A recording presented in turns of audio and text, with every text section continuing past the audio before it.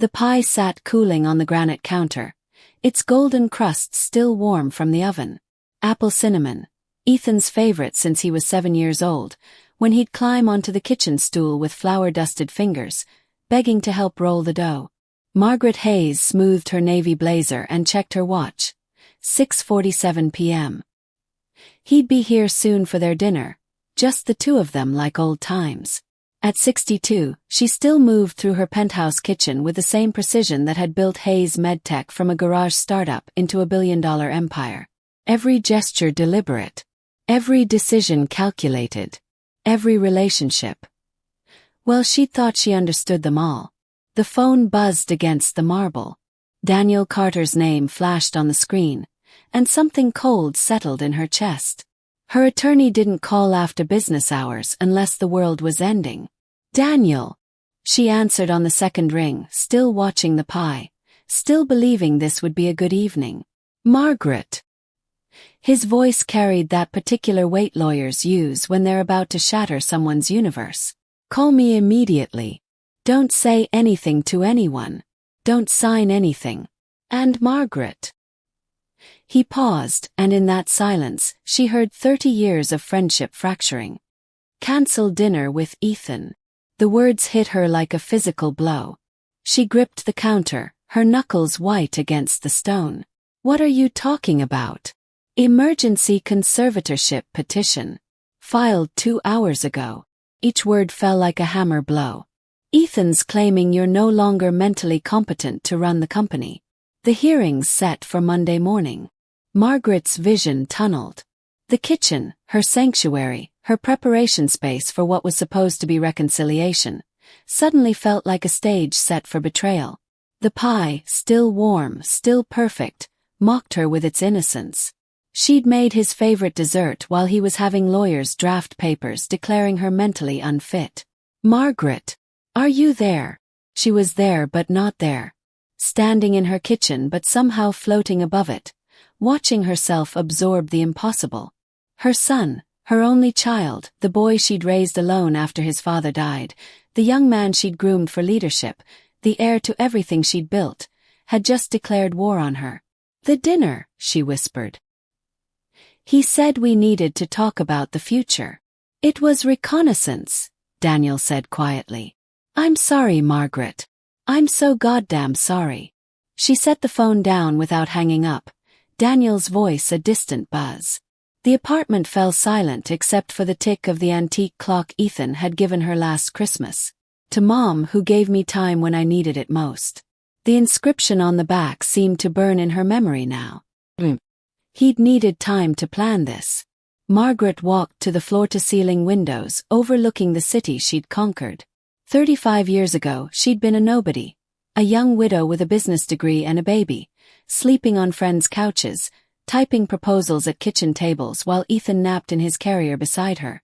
She'd built Hayes MedTech one innovation at a time, one rejected pitch after another, until suddenly the world was listening. Until suddenly she had everything. Everything except her son's loyalty. The intercom buzzed. Ms. Hayes. Your son is here for dinner. Her reflection stared back from the darkening glass. Still sharp, still formidable, but somehow smaller now.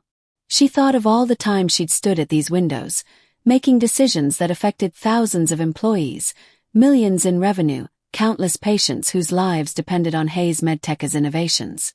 But this decision, whether to let him in or turn him away, felt impossibly heavy.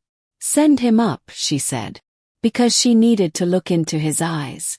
She needed to see the moment he realized she knew.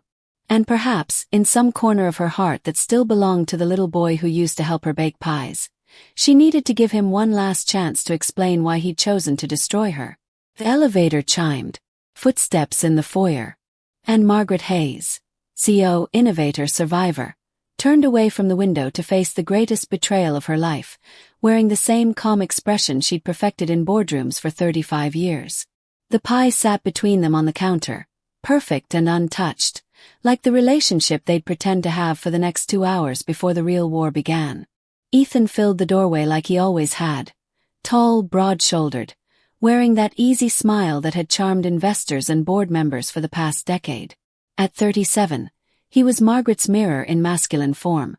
The same steel-gray eyes, the same stubborn jaw, the same way of holding his shoulders that said he belonged wherever he stood. But tonight, watching him kiss her cheek with practiced warmth, she saw something she'd missed before. Or maybe something new. The calculation behind his affection. "Smells incredible in here," he said, shrugging out of his coat. "Apple cinnamon. Your favorite." The words came out steady, neutral. She'd learned long ago to control her voice during hostile negotiations. "You spoil me." He moved to the wine fridge with the confidence of someone who'd inherited the right to every space in her life. "Should I open the Bordeaux? The one we've been saving?" As if they'd been saving anything together. As if he hadn't spent the afternoon in lawyers' offices, signing documents that would strip her of everything she'd earned. "Why not?" she said. "Special occasions deserve special wine." Ethan's hand stilled on the bottle. For just a moment, his shoulders tensed. "Special occasion, isn't it?" Margaret moved to the stove, stirring a sauce that didn't need stirring. "You said we needed to talk about the future. That sounds significant." The silence stretched. She could feel him watching her, probably wondering if she'd already found out, calculating his next move. This was the son she'd taught to read market trends, to anticipate competition, to strike before being struck. She'd made him too well. "Mom." His voice softened, taking on that particular tone he used when he wanted something. "I've been thinking about the company. About you. You've been working so hard for so long, and I worry." "About what?" She turned to face him, wooden spoon still in her hand like a small weapon. "About when you'll let yourself rest. You're 62. You've built something incredible. Maybe it's time to enjoy the fruits of your labor instead of." He gestured vaguely. "Instead of grinding yourself down trying to prove you still have something to prove." The words were perfect, loving, concerned. If she hadn't known about the conservatorship petition, she might have heard them as kindness. Instead, she heard the preparation, the groundwork being laid for public consumption.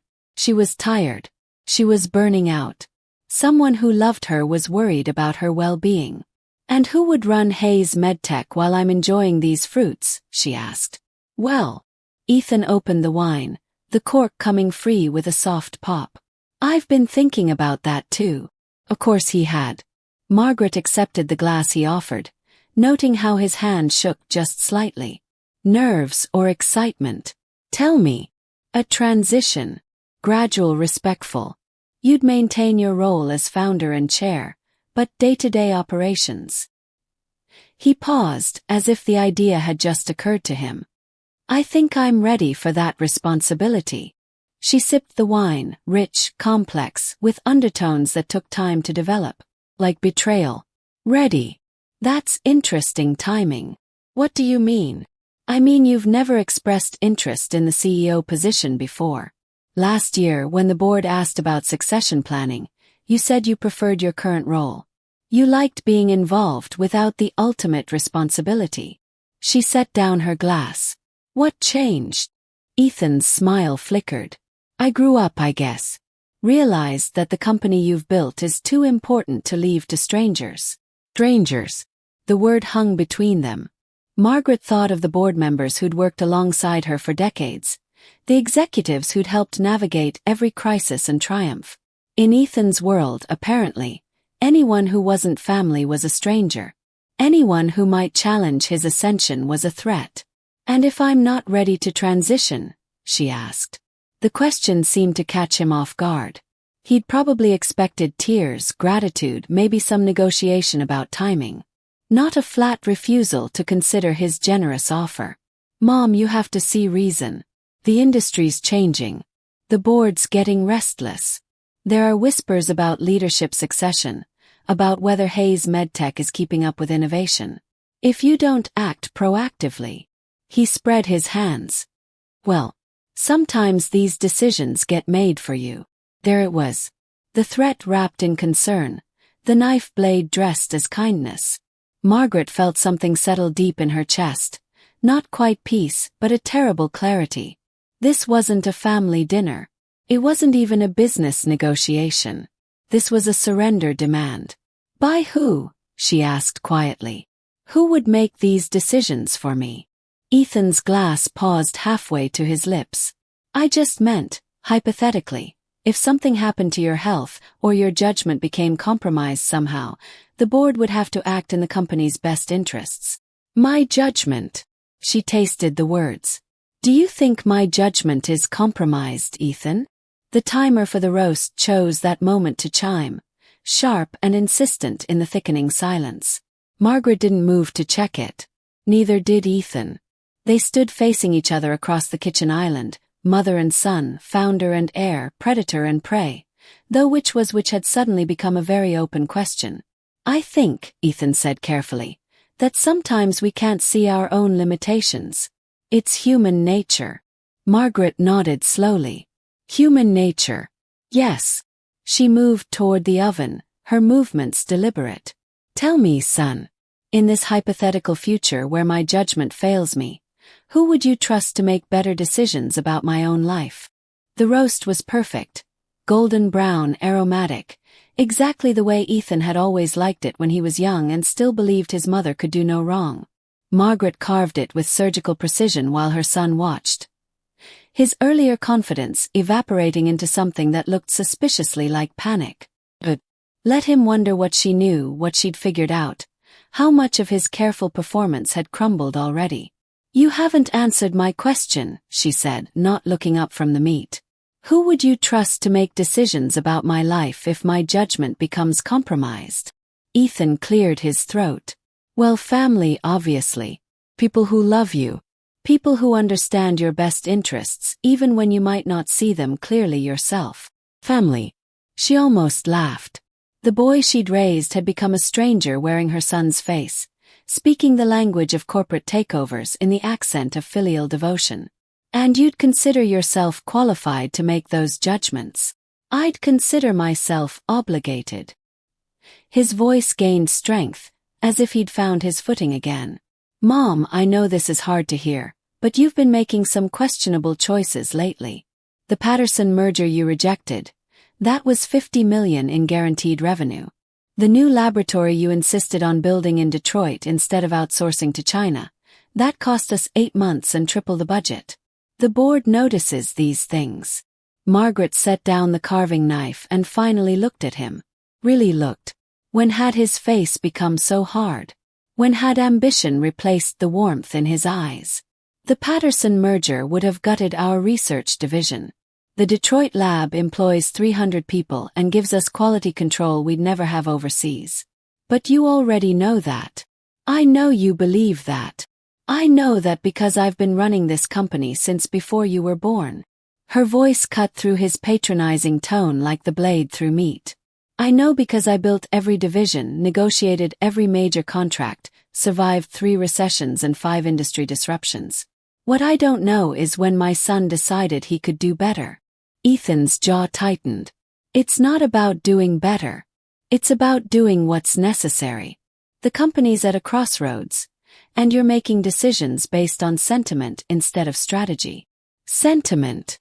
Margaret moved to the stove, adjusting the flame under the vegetables with unnecessary force. Is that what you call maintaining our values? Protecting our employees? Building for the long term instead of quarterly profits?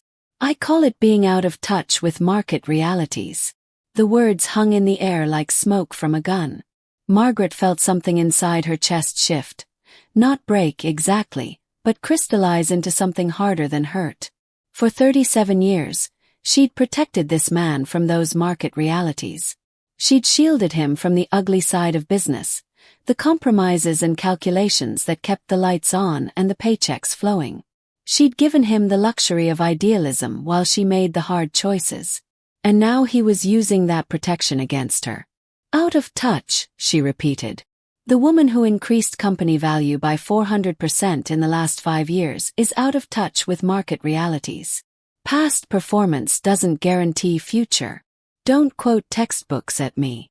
Margaret's voice dropped to the tone she used in hostile board meetings. Quiet, controlled, lethal. I was writing those textbooks while you were in diapers. Ethan flinched. This is exactly what I'm talking about.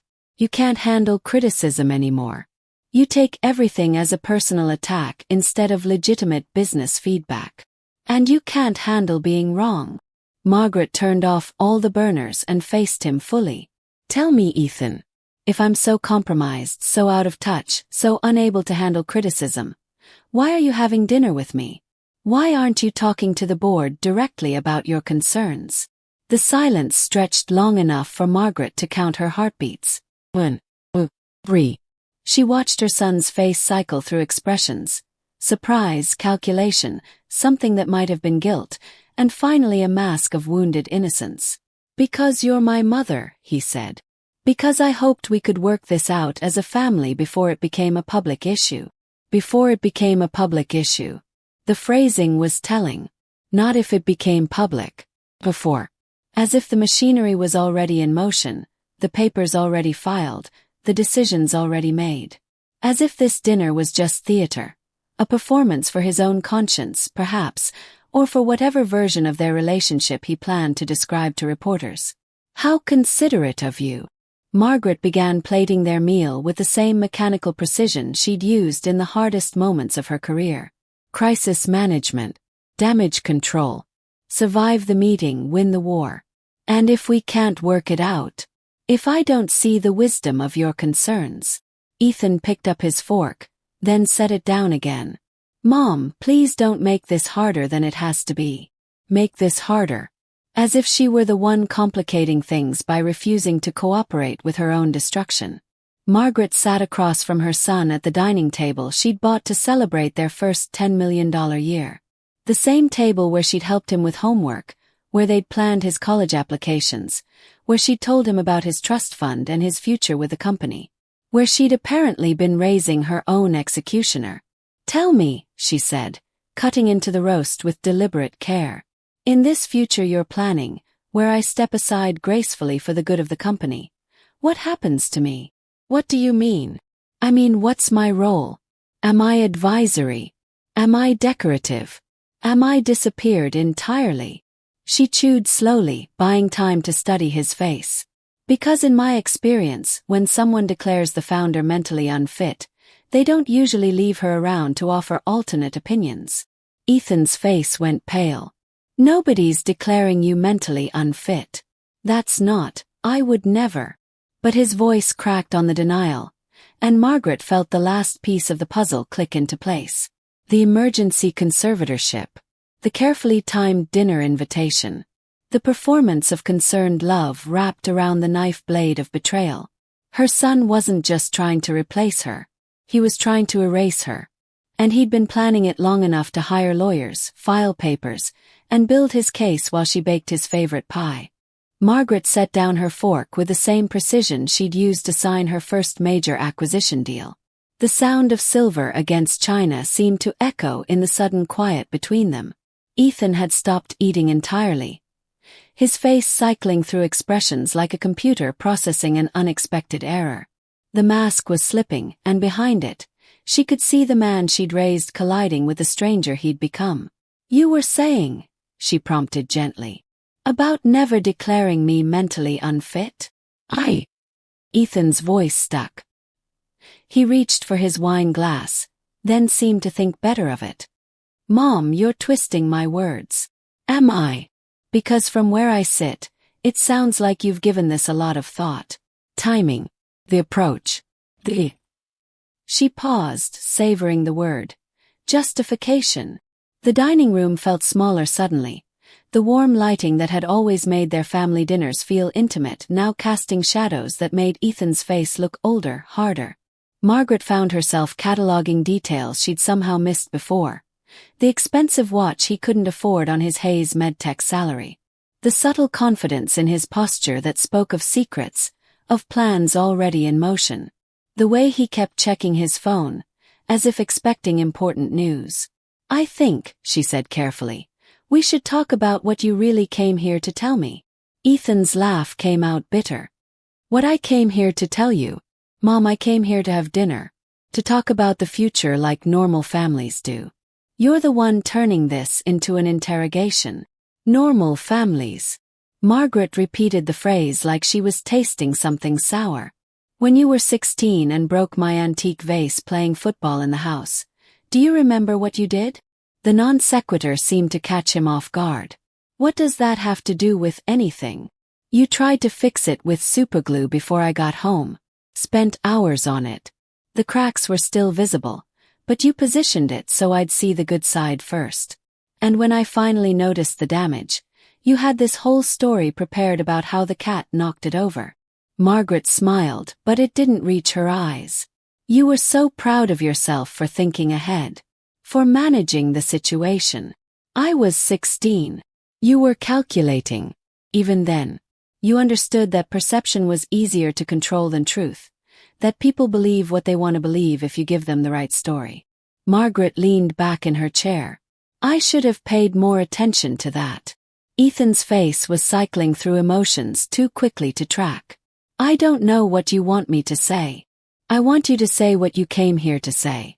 Stop managing me, stop performing concern. Stop trying to fix the vase with superglue. Margaret's voice dropped to nearly a whisper. Tell me what you really think of me. The silence stretched long enough for Margaret to hear the city humming outside her windows. Traffic and sirens and the pulse of a world that would keep spinning regardless of what happened in this room. She thought about all the nights she'd worked late while Ethan was growing up, all the school plays and parent conferences she'd missed, all the time she'd chosen the company over the family dinners. Had she been building Hayes MedTech or building this moment? Had every sacrifice been leading to her son deciding she was expendable? I think, Ethan said finally, that you're brilliant. That you built something incredible. That you're my mother and I love you. He paused, and when he continued, his voice was steadier. And I think you can't see when it's time to let go. Let go of what? Control. The company. The need to be the smartest person in every room. Ethan leaned forward, and for a moment he looked like the little boy who used to climb into her lap when he had bad dreams. Mom, you've been holding on so tightly for so long that you can't see the damage you're doing. What damage?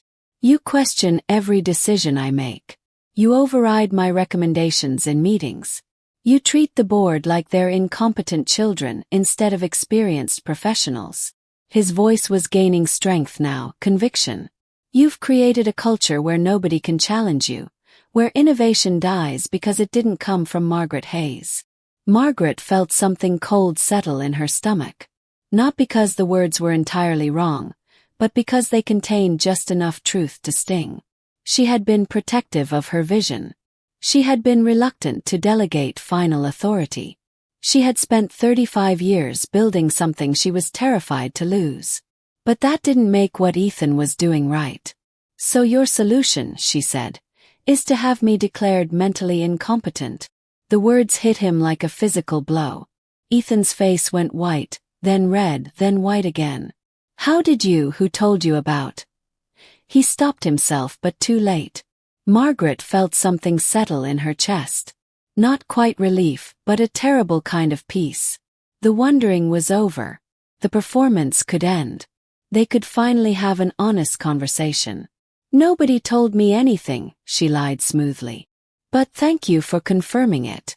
Ethan stared at her across the table, and in his eyes she saw the exact moment he realized he'd been outmaneuvered. That for all his planning and calculating, he was still the 16-year-old boy trying to hide a broken vase from his mother. That Margaret Hayes hadn't built a billion-dollar company by being naive about human nature. Mom! His voice cracked. Please. Let me explain. Margaret stood up, her movement fluid and controlled. No need. I understand perfectly. She walked to the window, looking out at the city lights that sparkled like scattered diamonds. You think I'm too old, too stubborn, too attached to the past. You think the company needs younger leadership, fresh ideas, someone more willing to make the hard choices I'm apparently too sentimental to make. It's not personal. Everything is personal. Margaret turned back to face him. Business is personal. Leadership is personal. Betrayal is definitely personal. She moved back to the table, standing behind her chair like it was a podium. But you're right about one thing. I have been holding on too tightly. I've been so afraid of losing what I built that I forgot the most important lesson business taught me. Which is? Margaret smiled, and this time it was genuine. Sharp as a blade, but genuine. Never trust anyone who wants your power more than they respect your judgment. She placed her hands flat on the table. Tell me, son, when is the hearing scheduled? The morning light streamed through Margaret's office windows like a courtroom spotlight, illuminating the battlefield she'd chosen for the next phase of this war. By 6 a.m., she'd already been at her desk for 2 hours, surrounded by legal documents, financial reports, and medical records. All the ammunition she'd need to destroy her son's case before it could destroy her. The conservatorship hearing was scheduled for Monday morning. That gave her less than 72 hours to dismantle everything Ethan had built against her. Daniel Carter sat across from her desk, looking like a man who'd aged 5 years overnight. As her personal attorney for 3 decades, he'd seen Margaret navigate hostile takeovers, SEC investigations, and patent wars. But this was different. This was family destroying family. And the weapons were intimacy and trust instead of market forces and regulatory compliance. The petition alleges diminished mental capacity based on recent business decisions, Daniel said, spreading papers across her desk like a medical examiner laying out evidence. They're citing the Patterson merger rejection, the Detroit laboratory investment, and something about increasingly erratic behavior in board meetings. Margaret leaned back in her leather chair. The same one she'd occupied for 15 years, bought to celebrate Hayes Medtecha's IPO. Erratic behavior. That's interesting. What specific behaviors? Questioning established protocols. Micromanaging department heads. Refusing to delegate decision-making authority. Daniel's voice was carefully neutral, but Margaret could hear the lawyer in him evaluating the case. They have board meeting minutes, email exchanges, incident reports from HR. Incident reports. Margaret's eyebrows rose. What incidents? Apparently you've been forceful in some recent personnel discussions. There's documentation about raised voices, interrupted meetings, what they're characterizing as intimidation tactics with subordinate employees. Margaret felt a laugh bubble up from somewhere dark and bitter. Intimidation tactics. Also known as leadership. Also known as holding people accountable for their performance. She stood and walked to the window, looking down at the city where she'd built her empire one difficult decision at a time. What else? Medical concerns. They're claiming you've shown signs of memory lapses, confusion about dates and details, difficulty processing complex information. Daniel paused. They have witnesses, Margaret. Employees who'll testify about meetings where you seemed unfocused. Unfocused. The word tasted like poison. Margaret thought about the dozens of times she'd been unfocused in meetings, distracted by bigger picture strategy while subordinates got lost in tactical details, thinking 3 steps ahead while others were still processing step 1. And these witnesses. I assume they've been promised something for their cooperation. Daniel shuffled through more papers. That's harder to prove. But Ethan has been having a lot of private conversations with department heads lately. Performance reviews, discussion of future opportunities, that sort of thing. Margaret turned back to face him. Future opportunities. How generous of him to discuss career advancement with my employees while plotting to have me removed. There's more. Daniel's voice got quieter. They have financial evidence too. Personal spending patterns they claim show impaired judgment. The apartment renovation last year, the art collection purchases, some charitable donations they're characterizing as excessive and inappropriate. I renovated my kitchen and bought 3 paintings. Margaret's voice was flat. The charity donations went to medical research foundations. Everything documented, everything legal. Everything funded by my own money that I earned building the company they're now trying to steal. I know. But they're painting a picture, Margaret. A woman under stress, making increasingly poor decisions, unable to handle the pressures of leadership, possibly suffering from early-stage dementia or other cognitive decline. Daniel met her eyes. It's a good case. Not true but good. Margaret sat back down, her mind already moving into crisis management mode. This was just another hostile takeover attempt. Just another predator trying to exploit perceived weakness. The fact that the predator was her own son was irrelevant. Business was business. What do we need to counter it? Medical evaluation. Independent neurological and psychological testing to prove cognitive competence. Recent examples of sound business judgment. Character witnesses from the board and senior staff. Daniel paused. And we need to figure out why Ethan thinks he can win this. That was the question that had been nagging at Margaret since last night's dinner. Ethan was ambitious and calculating, but he wasn't stupid. He wouldn't have filed for emergency conservatorship unless he thought he had a real chance of success. Which meant he had something she didn't know about, some weapon he was keeping in reserve. He's been planning this for months, she said slowly. Maybe longer. The question is, what gave him the confidence to pull the trigger now? Daniel opened another file. I did some checking. The law firm he hired, Brennan, Walsh & Associates, they specialize in elder law and conservatorship cases. They're expensive, and they don't take cases they don't think they can win. How expensive? $200,000 retainer. Maybe more. Margaret felt something cold settle in her stomach. Ethan's salary at Hayes MedTech was substantial but not $200,000 in legal fees substantial, which meant he was either getting financial backing from someone else or pull the corporate credit card records, she said quietly. All company accounts. I want to see every transaction from the last 6 months. Daniel's eyes widened. Margaret, you don't think. I think my son is ambitious enough to steal from his own mother. And stupid enough to use company funds to do it. Margaret's voice was calm, but her hands were trembling slightly. I think he's been planning this long enough to get sloppy about covering his tracks. And I think he's about to learn that 35 years of business warfare taught me things they don't cover in MBA programs. The phone on her desk buzzed. Ms. Hayes. Her assistant's voice was carefully neutral. There's a young woman here to see you. Olivia Chen from accounting. She says it's urgent and confidential. Margaret and Daniel exchanged looks. Send her in. The door opened, and a slight young woman in her mid-20s entered, looking like she was about to face a firing squad. Margaret recognized her. Recent graduate, hired 6 months ago, smart and quiet and the type of employee who observed everything and said nothing. Till now. Ms. Hayes, Olivia said, clutching a manila folder like a lifeline. I need to show you something. It's about Mr. Ethan's activities with company resources. Margaret felt a slow smile spread across her face.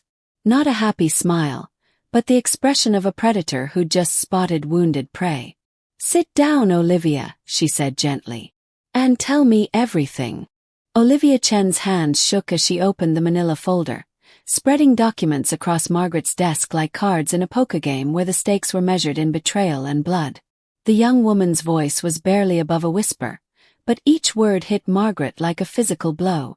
It started about 3 months ago, Olivia said. Mr. Ethan asked me to process some invoices.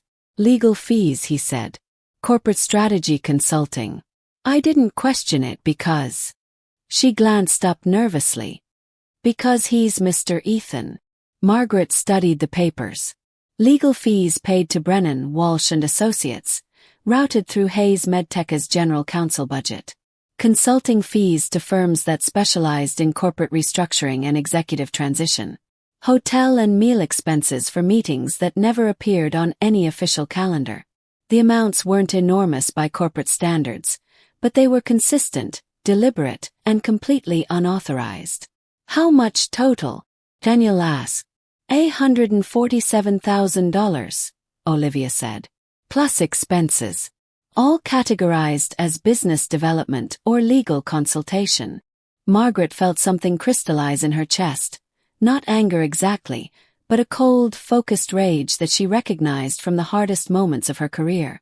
This wasn't just betrayal. This was theft. Fraud. Her son had stolen company money to fund his attempt to steal her company. "Why are you showing me this?" Margaret asked gently. "You could have just looked the other way." Olivia's chin came up, and Margaret saw something familiar in the young woman's eyes. Determination. Principle. The same stubborn integrity that had driven Margaret to build Hayes Medtech in the first place. "Because it's wrong," Olivia said simply. "And because yesterday Mr. Ethan called me into his office. He offered me a promotion and a 20% salary increase if I was willing to support the transition to new leadership." "What kind of support?" "Testimony about your recent performance. He had a list of meetings where you seemed confused or made poor decisions. He wanted me to confirm that you'd been showing signs of—" Olivia swallowed hard. "Signs of mental decline." Margaret leaned back in her chair, processing this information. "And these meetings he mentioned, did they actually happen?" "Some of them. But not the way he described." Olivia pulled out another set of papers. "He gave me this list. 23 incidents over the past 4 months where you supposedly demonstrated impaired judgment or erratic behavior." Margaret scanned the list, her memory pulling up each incident with perfect clarity. A budget meeting where she'd questioned inflated projections from the marketing department. A product development session where she'd rejected a proposed device modification that would have reduced safety margins. A board presentation where she'd challenged a consultant's recommendations for cost-cutting measures that would have eliminated domestic manufacturing jobs. "These aren't signs of mental decline," she said slowly. "These are examples of me doing my job." "That's what I thought," Olivia said. "But Mr. Ethan explained them differently. He said you'd become paranoid, suspicious of everyone, unable to delegate or trust the expertise of your senior staff. He said the board was concerned but too loyal to act, so he had to step in for the good of the company." Daniel leaned forward. "Did he coach you on what to say?" "He gave me talking points, specific phrases to use. He said the lawyers would prep me before the hearing, help me present my observations in a way that would be helpful for the case." Margaret stood and walked to her office door, closing it firmly and activating the privacy lock she'd installed for sensitive conversations. When she turned back, her face was calm but her eyes were blazing. "Olivia, I need you to understand something. What you're describing isn't just unethical. It's criminal. Conspiracy to commit fraud, possibly elder abuse, definitely theft of corporate assets." Margaret returned to her desk. "If you testify for Ethan, you become part of that conspiracy. If you stay silent, you become an accessory after the fact." Olivia's face went pale. "I don't want to be part of anything illegal. I needed this job. I have student loans and my parents." She stopped, looking miserable. "Your parents what?" Margaret asked gently. "They own a restaurant. Small place, barely breaking even. When Mr. Ethan offered me the promotion, he mentioned that Hayes Medtech sometimes invests in small businesses, helps them expand or modernize. He said if I was part of the senior team, I might be able to arrange something like that for my family." Margaret felt her heart clench. This was how corruption worked. Not through grand gestures of evil, but through small compromises, reasonable justifications, and the promise that doing the wrong thing would help the people you loved. Ethan had identified Olivia's vulnerability and exploited it with surgical precision. "And now?" Margaret asked. "Now I know that money would be stolen from the company I work for, from employees who've earned their paychecks honestly." Olivia's voice grew stronger. "And I know that helping Mr. Ethan would mean lying under oath about a woman who's never been anything but fair to me." Margaret felt something she hadn't experienced in years. Hope mixed with pride in someone else's character. "What do you want to do?" "I want to do the right thing," Olivia said simply. "But I'm scared. Mr. Ethan is powerful, and if this goes wrong—" "It won't go wrong," Margaret said quietly. "Not if we're smart about it. Not if we're careful. And not if we have the truth on our side." Daniel was already making notes. "We'll need copies of everything. Bank records, email communications, any written instructions Ethan gave you about testimony or financial transactions. I have most of it, Olivia said, patting the folder. I started documenting everything after the first suspicious invoice. Something felt wrong, so I kept records. Margaret smiled. A real smile this time, warm and genuine. Good instincts. That's exactly what I would have done at your age. He paused. Olivia, I need to ask you something and I want you to answer honestly. Are there other employees involved? Other people Ethan approached about testimony or incentives? Olivia nodded reluctantly. At least 3 others I know of. Marcus from IT, Jennifer from Human Resources, and Dr. Patterson from Research and Development. Dr. Patterson. Margaret's eyebrows rose. Interesting choice. He's been with the company for 12 years, reports directly to me, and has never expressed any concerns about my leadership. Mr. Ethan told him that the new leadership would greenlight his artificial organ project, the one you put on hold last quarter because of funding concerns. Margaret felt the pieces clicking into place. Ethan hadn't just been building a legal case. He'd been conducting a systematic campaign to undermine her authority and buy loyalty throughout the organization. The conservatorship petition was just the public face of a much larger corporate coup. How long do we have before the hearing? She asked Daniel. 68 hours. Enough time. Margaret turned back to Olivia. Here's what's going to happen. You're going to continue acting normally. Don't change your behavior, don't avoid Ethan. Don't do anything that might make him suspicious. Can you handle that? Olivia nodded, though she still looked terrified. Good. Daniel, I want financial forensics on every transaction Ethan authorized in the past 6 months. I want phone records, email metadata, travel expenses, everything that might show premeditation or coordination with outside parties. Margaret's voice took on the crisp authority she used in crisis management mode. And I want character witnesses. Real ones. Board members, department heads, clients who can testify to my competence and judgment. Already working on it, Daniel said. But Margaret, we need to talk about the bigger picture here. Even if we defeat the conservatorship petition, even if we expose Ethan's fraud, this is going to tear Hayes MedTech apart. The publicity, the family drama, the questions about leadership stability. Let me worry about that. Margaret's voice was steel wrapped in silk. Right now, I need to focus on saving my company from my son. Everything else is a problem for Tuesday morning. Daniel gathered his papers and stood. I'll start making calls. Medical evaluations, financial audits, witness prep. We'll have everything ready. After he left, Margaret and Olivia sat in comfortable silence for a moment. The morning sun had shifted, casting different shadows across the office, and Margaret found herself thinking about time. How it could transform trust into betrayal, love into ambition, family into enemies. Ms. Hayes. Olivia's voice was small. What happens to me after this? If we win, if we expose what Mr. Ethan did, won't he just fire me? Or make my life impossible? Margaret looked at the young woman across from her. Barely older than Ethan had been when he'd first started working at Hayes MedTech, full of the same mixture of ambition and uncertainty that had once made Margaret so proud. But Olivia had something Ethan apparently lacked, a moral compass that couldn't be bought. Olivia, Margaret said gently, let me tell you something about integrity. It's not just about doing the right thing when it's easy. It's about doing the right thing when it costs you something, when it's scary. When people you care about might get hurt. You pause.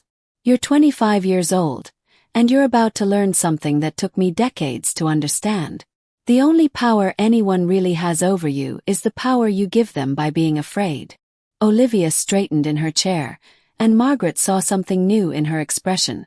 Determination replacing fear, courage growing from conviction. What do you need me to do? Olivia asked. Margaret smiled. I need you to help me show the world who Ethan Hayes really is. And I need you to trust that sometimes, the right thing to do is also the smart thing to do. The courthouse steps felt like a stage set for execution, with reporters clustered like vultures and photographers snapping pictures of every face that climbed toward the marble columns.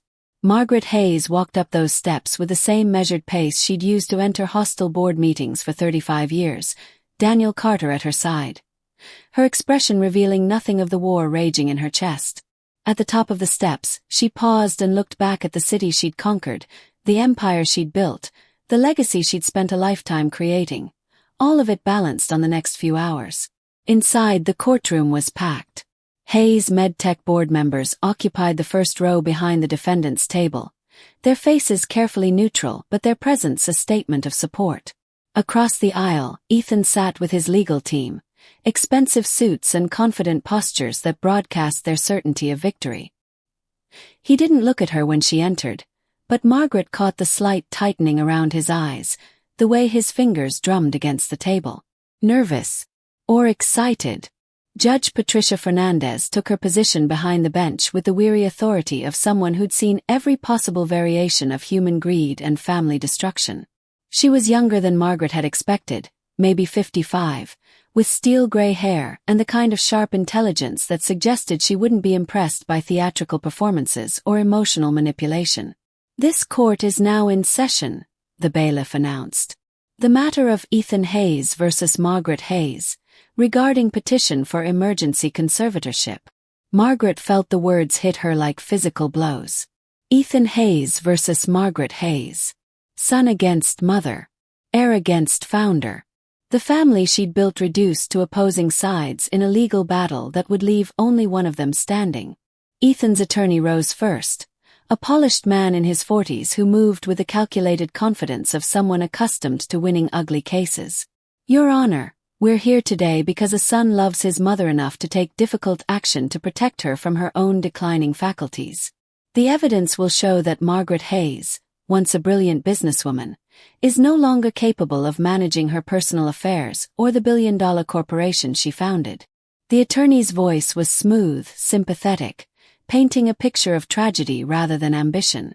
"We'll present testimony from medical experts, business colleagues, and concerned employees who have witnessed Mrs. Hayes's deteriorating judgment, her increasing paranoia, her inability to process complex information or make sound decisions." Margaret listened without expression, cataloging every claim, every strategic choice in his presentation. This wasn't just a conservatorship petition. It was a character assassination performed with surgical precision. They weren't just trying to remove her from power. They were trying to destroy her reputation so thoroughly that no one would question their right to take everything she'd built. "Furthermore," the attorney continued, "we have evidence of recent erratic behavior, questionable financial decisions, and a pattern of what can only be described as corporate dysfunction under Mrs. Hayes's increasingly unstable leadership. The board of directors, while loyal to the company's founder, has expressed private concerns about the future of Hayes MedTech under continued mismanagement." Margaret felt Daniel's hand briefly touch her arm, a reminder to stay calm, to let the performance play out before responding. But inside she was calculating. Every claim they made would need to be supported by evidence. Every witness they called could be cross-examined. Every document they presented could be challenged. And she had evidence of her own. "Your Honor," Ethan's attorney concluded, "this is not about greed or corporate ambition. This is about a family's duty to protect a beloved matriarch from the tragic reality of her own cognitive decline. We ask the court to grant emergency conservatorship to Mr. Ethan Hayes, who is uniquely positioned to manage his mother's affairs with the love and respect she deserves." Judge Fernandez made a note, then looked toward Margaret's table. "Mr. Carter, your opening statement." Daniel stood, and Margaret felt a moment of fierce gratitude for the man who'd stood beside her through 3 decades of legal battles. His voice was quieter than opposing counsel's, but it carried the weight of absolute conviction. "Your Honor, what we have here is not a case of cognitive decline. What we have here is a case of old-fashioned greed dressed up in the language of filial concern." Daniel's words cut through the courtroom's respectful silence like a blade. "The evidence will show that Ethan Hayes has spent the past 6 months systematically undermining his mother's authority, bribing employees to provide false testimony, and stealing company funds to finance his attempt to seize control of Hayes MedTech. Margaret saw Ethan's face go pale, watched his attorney lean over to whisper urgent questions. But let them wonder how much she knew, how much evidence she'd gathered. "We will prove," Daniel continued, "that Margaret Hayes remains mentally acute, physically capable, and professionally competent to manage both her personal affairs and her company. We will prove that every business decision cited as evidence of declining judgment was actually evidence of sound leadership and long-term strategic thinking. And we will prove that this entire proceeding is nothing more than a sophisticated fraud perpetrated by a son who apparently believes that being born gives him the right to inherit power he hasn't earned." The courtroom was absolutely silent. Margaret could hear her own heartbeat, could feel the weight of every eye in the room. This was the moment, the point of no return where family bonds would either bend or shatter completely. "Your Honor," Daniel said quietly, "Margaret Hayes built Hayes MedTech from nothing into one of the most successful medical technology companies in the world. She did it through intelligence, determination, and an unwavering commitment to excellence. Those qualities haven't diminished with age. If anything, they've been refined by experience. The only thing that's changed is that her son has decided he doesn't want to wait for his inheritance." Judge Fernandez made more notes, then looked up at both legal teams. "I've reviewed the initial filings from both parties. This appears to be a complex case with significant financial and personal implications. We'll proceed with testimony from the petitioner's witnesses first, then hear from the respondent's side. I want to make something clear from the outset. This court will not tolerate dramatics, personal attacks, or any behavior that wastes the court's time. We're here to determine facts, not to settle family grievances." She paused, her gaze moving from Margaret to Ethan and back again. "However, I will say this. Emergency conservatorship is an extraordinary legal remedy that should only be granted in cases of clear and present danger to the individual or their assets.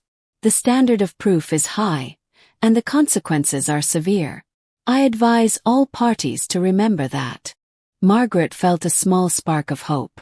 Judge Fernandez wasn't going to be swayed by performance or emotion. She would want facts, evidence, proof. And Margaret had plenty of all three. "Mr. Brennan," the judge said to Ethan's attorney, "call your first witness." "Your Honor," the petitioner calls Dr. Robert Kellner to the stand. Margaret watched as an elderly man in an expensive suit made his way to the witness stand. She recognized him, a psychiatrist who specialized in geriatric mental health, the kind of expert witness who could be hired to provide professional opinions tailored to fit legal strategies. This would be interesting. Dr. Kellner was sworn in and seated, his demeanor professional and confident. Margaret settled back in her chair, prepared to watch her son's hired guns try to prove she was mentally incompetent. It would have been almost amusing if her entire life's work weren't hanging in the balance. But as the questioning began, Margaret felt her attention drift for just a moment to Ethan himself. Her son sat rigidly upright, his face a mask of concerned respectability, but his hands were clenched so tightly in his lap that his knuckles had gone white.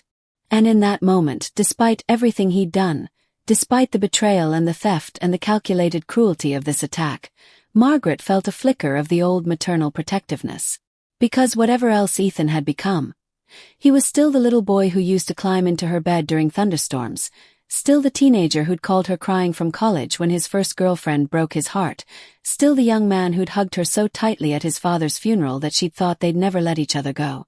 And now they were sitting in a courtroom, prepared to destroy each other. Dr. Kellner's testimony unfolded like a carefully choreographed performance, each question and answer designed to build a clinical case for Margaret's supposed incompetence. He spoke in the measured tones of academic authority, citing studies about cognitive decline in high-stress executives, discussing the subtle signs of early-stage dementia that family members often missed, explaining how successful people could maintain the appearance of competence long after their judgment had become compromised. Margaret listened with the detached interest of someone watching a magic show, impressed by the technical skill while remaining completely aware that it was all illusion. Dr. Kellner had never examined her, never spoken to her, never observed her in any professional context. His entire opinion was based on second-hand accounts from Ethan and carefully selected incidents presented without context. "Doctor," Ethan's attorney was saying, "in your professional opinion, are the behaviors described in the petition consistent with early-stage cognitive impairment?" "Absolutely," Dr. Kellner replied smoothly. "The pattern of paranoid suspicion toward trusted colleagues, the increasing rigidity in decision-making, the inability to delegate authority, these are classic presentations of what we call executive dysfunction in aging individuals." Margaret felt Daniel tense beside her. This was the heart of their strategy. Take normal leadership behaviors and reframe them as symptoms of mental illness. It was brilliant in its way.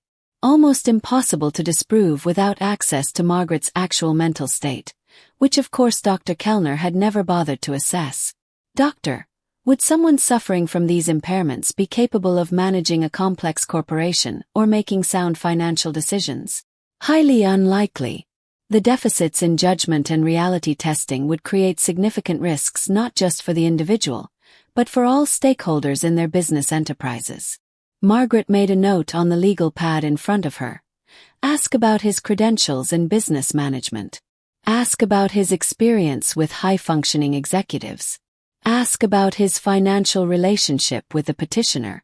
The cross-examination would be crucial, but for now, she had to sit quietly and let Ethan's witnesses build their case. Next came Marcus from IT, nervous and sweating as he testified about meetings where Margaret had seemed confused about technical details. Then Jennifer from HR, describing personnel decisions that had struck her as increasingly erratic and vindictive. Each witness was clearly uncomfortable, glancing at Margaret with something that looked like shame before reciting their carefully prepared testimony. Margaret recognized the dynamic. These were good people caught in an impossible situation, choosing what they saw as the winning side while trying to minimize their own moral compromise.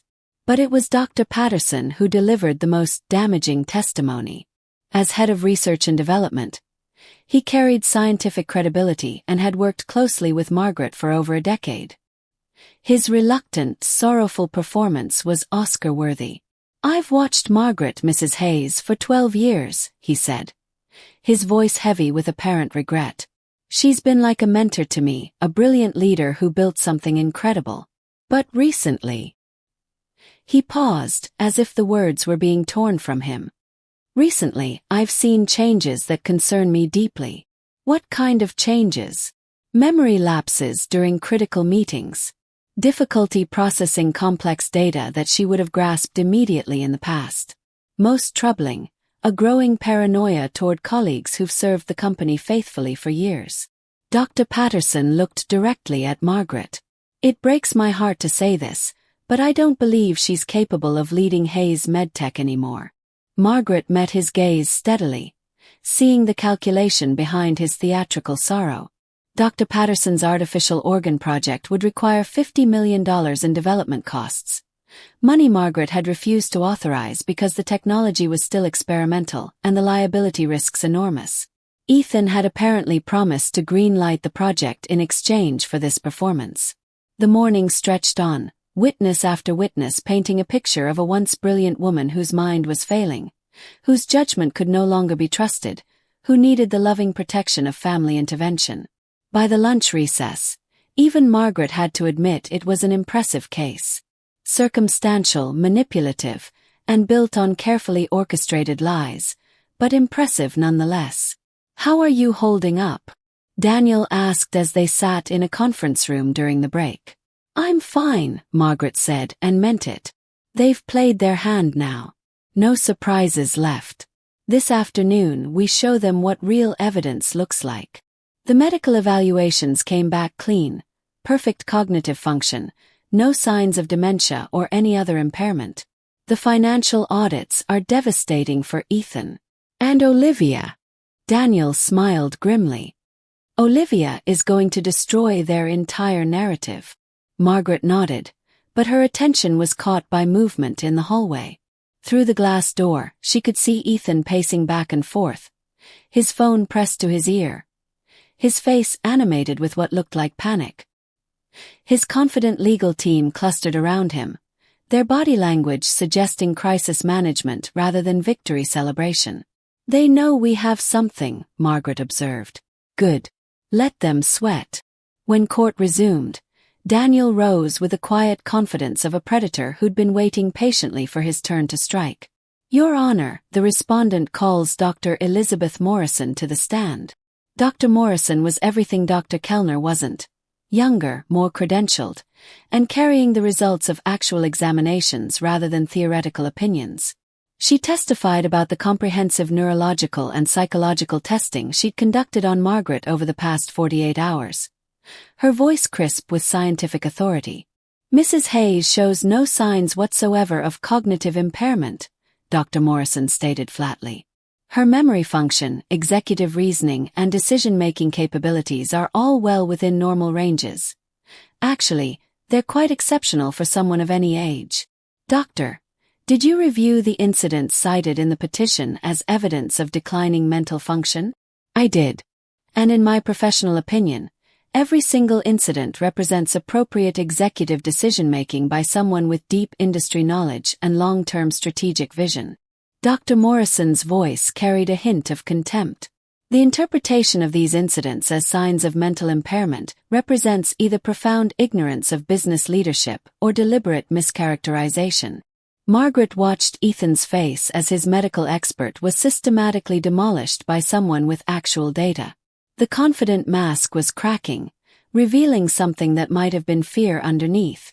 But the real devastation came when Daniel called the financial auditor to the stand. Margaret listened with grim satisfaction as the expert witness laid out the evidence of Ethan's theft. Every fraudulent invoice, every diverted payment, every stolen dollar he'd used to fund his attempted coup. "In total," the auditor concluded, "we've documented $147,000 in unauthorized expenditures by Ethan Hayes, all categorized as legitimate business expenses but actually used to finance legal action against his own mother and employer." The courtroom erupted in whispers. Judge Fernandez called for order, but Margaret could see the shift in atmosphere. This wasn't just a family dispute anymore. It was a criminal matter. "Your Honor," Ethan's attorney stood quickly, "we object to this line of testimony. Financial irregularities, if they exist, are not relevant to the question of Mrs. Hayes's mental competence." "On the contrary," Daniel replied smoothly, "they're extremely relevant.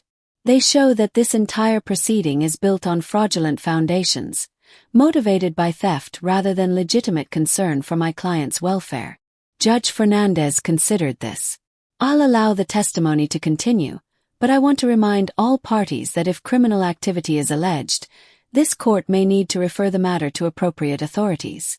Margaret saw Ethan lean over to whisper urgently with his lawyer, saw the panic spreading through his legal team like a contagion.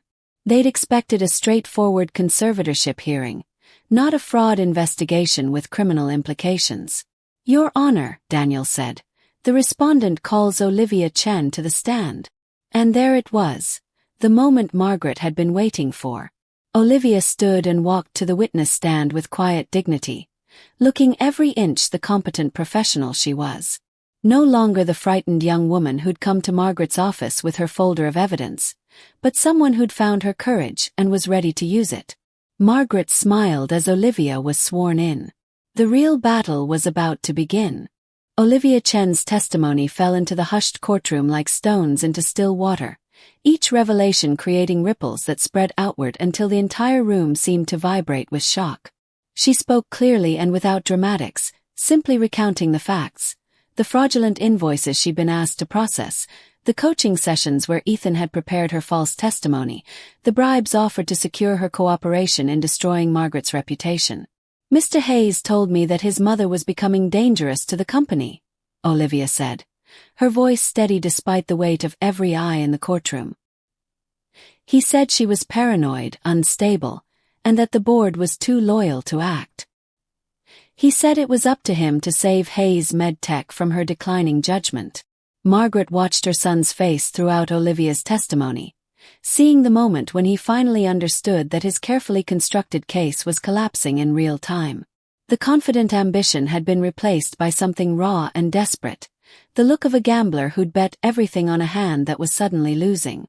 Miss Chen, Daniel continued, did Mr. Hayes offer you any incentives to provide testimony supporting his claims about his mother's mental state? Yes. A promotion, a 20% salary increase, and a promise that my family's restaurant might receive investment opportunities through Hayes MedTech. Olivia's voice never wavered. He also provided me with a written list of specific incidents I was supposed to confirm, along with the exact wording I should use to describe Mrs. Hayes's behavior. The written list was entered into evidence, and Margaret felt a moment of fierce pride in the young woman who'd risked everything to expose the truth. This was what integrity looked like. Not grand gestures or dramatic speeches, but the quiet courage to do what was right even when it cost you something. The cross-examination was brutal but brief. Ethan's attorney tried to characterize Olivia as a disgruntled employee seeking revenge, but her documentation was too thorough, her testimony too consistent, her demeanor too professional to discredit. When she stepped down from the witness stand, Margaret caught her eye and nodded slightly, a gesture of respect from one professional to another. But it was Margaret's own testimony that truly ended the case. When Daniel called her name, Margaret rose and walked to the witness stand with the same measured pace she'd used to enter boardrooms for 3 decades. She was sworn in and seated, facing the courtroom full of people who'd come to witness either her vindication or her destruction. At the plaintiff's table, Ethan sat rigid and pale, unable to meet her eyes. Mrs. Hayes, Daniel began, how do you respond to the allegations that you're no longer mentally competent to manage your personal affairs or your company? Margaret looked directly at Judge Fernandez, her voice clear and strong. Your Honor, I've spent 35 years building Hayes MedTech from nothing into a billion-dollar company. I've navigated recessions, industry disruptions, hostile takeover attempts, and regulatory challenges that would have destroyed lesser organizations. I've done this by making hard decisions based on sound judgment, long-term strategic thinking, and an unwavering commitment to the company's mission. She paused, letting her words settle. The incidents cited as evidence of my supposed decline represent exactly the kind of leadership decisions that built this company. When I rejected the Patterson merger, it was because the deal would have compromised our research capabilities for short-term profit. When I insisted on domestic manufacturing, it was because quality control and American jobs matter more than maximizing quarterly returns. When I challenged questionable recommendations from consultants or subordinates, it was because that's what leaders do. Margaret's voice gained strength as she continued. I am not suffering from cognitive decline, Your Honor. I am suffering from a son who apparently believes that being born gives him the right to inherit power he hasn't earned through merit or competence. The courtroom was absolutely silent. Margaret could hear the scratching of the court reporter's machine, the whisper of papers being shuffled, the sound of her own heartbeat. But mostly, she could feel the weight of truth filling the space between herself and her son. Mrs. Hayes, Daniel said quietly, what do you want this court to understand about your relationship with your son? For the first time, Margaret's composed mask cracked slightly. She looked at Ethan, really looked at him, and saw not the scheming opportunist who'd stolen from his own mother, but the little boy she'd raised, the young man she'd loved, the heir she'd hoped would carry on her legacy with honor. I want the court to understand, she said slowly, that I would have given him everything.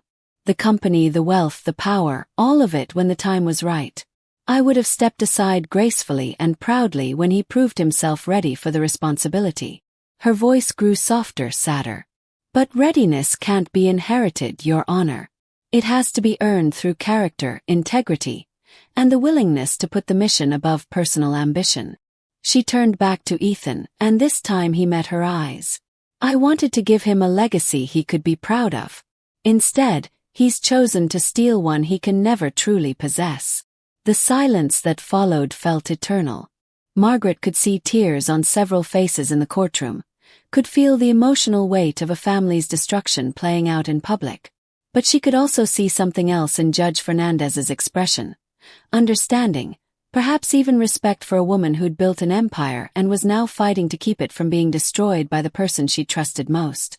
The closing arguments were almost anticlimactic after Margaret's testimony.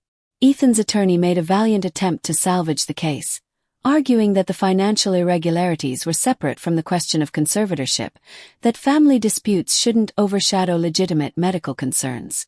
But his heart wasn't in it anymore. The case was lost, and everyone in the courtroom knew it. Daniel's closing was brief and devastating. Your Honor, this case was never about protecting Margaret Hayes from her own declining faculties. It was about a son who wanted his inheritance now instead of earning it later. The evidence shows fraud, theft, and a calculated campaign to destroy the reputation of one of America's most successful businesswomen. Margaret Hayes doesn't need protection from her own judgment. She needs protection from her own son. Judge Fernandez retired to consider her decision, but when she returned 20 minutes later, her expression left no doubt about the outcome. I've reviewed all the evidence presented in this case, she began, and I find no credible support for the allegation that Margaret Hayes suffers from any form of mental impairment or incompetence. The medical testimony clearly establishes her cognitive fitness. The business testimony reveals sound judgment rather than declining faculties, and the financial evidence suggests that this proceeding was initiated through fraudulent means. Relief exactly, but a grim satisfaction that truth had prevailed over manipulation. Furthermore, Judge Fernandez continued, I am deeply troubled by the evidence of financial misconduct and witness tampering that has emerged during these proceedings. I am therefore denying the petition for conservatorship in its entirety, and referring this matter to the District Attorney's Office for investigation of possible criminal charges. The gavel came down like thunder, final and absolute. Margaret sat quietly as the courtroom erupted around her. Reporters rushing for exits, board members approaching to offer congratulations, lawyers gathering papers and preparing for the next phase of what had become a criminal investigation. But her attention was focused on Ethan, who sat frozen at the plaintiff's table as his legal team abandoned him like rats fleeing a sinking ship. For a moment, he looked exactly like the 7-year-old boy who'd broken her antique vase. Caught, ashamed, desperate for forgiveness he knew he didn't deserve. Their eyes met across the courtroom, and Margaret saw him mouth a single word. Sorry. She nodded once, acknowledging the apology without accepting it, then stood and walked toward the exit. There would be time later for the complicated work of rebuilding Hayes MedTech's reputation, for dealing with the criminal investigation, for deciding what kind of relationship, if any, she wanted with the son who'd tried to destroy her. But right now, she had a company to run and a legacy to protect. The same responsibilities she'd carried for 35 years, earned through competence rather than inheritance, maintained through character rather than ambition. Margaret Hayes walked down the courthouse steps into the afternoon sunlight, every inch the CEO she'd always been. Behind her, the wreckage of her family lay scattered across a courtroom floor. Ahead of her, the empire she'd built waited for her return. Some victories, she reflected, cost more than defeats. But they were still victories, and in the end that was what mattered. She had signed her name in the right places, told the truth when it counted, and stepped onto the porch of her future with her dignity intact. The greatest victory, after all, wasn't inheriting power. It was proving you deserved to keep it. Margaret Hayes's story teaches us profound truths about power, family, and integrity that resonate deeply in our modern world. First, true leadership cannot be inherited. It must be earned through competence, character, and consistent results. Margaret didn't build Hayes MedTech through birthright. She built it through decades of difficult decisions, strategic thinking, and unwavering commitment to excellence. Second, trust is precious, but verification is essential. Even in our closest relationships, we must remain vigilant about people's true motivations. Margaret's mistake wasn't trusting her son. It was failing to recognize when that trust was being weaponized against her. Most importantly, never surrender your power to those who haven't proven they deserve it. Whether in business, family, or personal relationships, the moment you allow others to define your competence or worth, you've already lost the battle. Margaret's greatest strength wasn't her wealth or position. It was her refusal to accept others' false narratives about her capabilities. In today's world, where ageism and manipulation often disguise themselves as concern, Margaret's story reminds us that integrity and documentation are your best defenses. Keep records, Surround yourself with honest allies like Olivia Chen. And never apologize for demanding the respect you've earned through your achievements. Thank you for watching the video. Please comment with number 1 to let me know you have watched the whole video.